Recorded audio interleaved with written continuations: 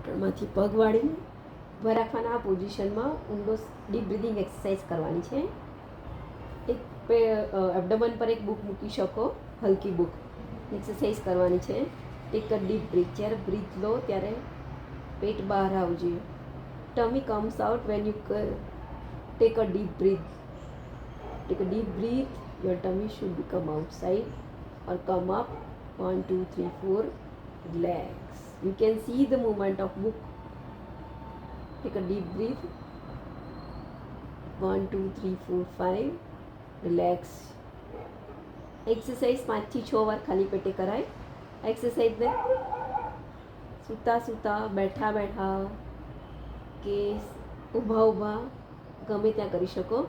બસ તમારું પેટ ભરેલું ના હોવું જોઈએ, ખાલી હોવું જોઈએ. આ ડાયાફ્રેગમેટિક મસલ્સની મેઇન એક્સરસાઇઝ છે અને આ કોર મસલ્સનો એક પાર્ટ છે.